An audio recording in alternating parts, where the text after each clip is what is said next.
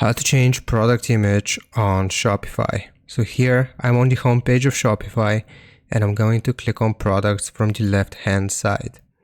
Let's say I want to change the image for this keychain here. So I'll just simply click on my product, which will open up my product edit page.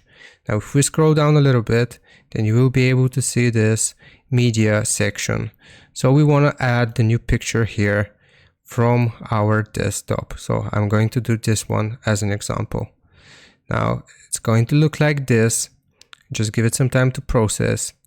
And we want to highlight this, or actually we want to highlight the previous image which we have added, and we will delete the file.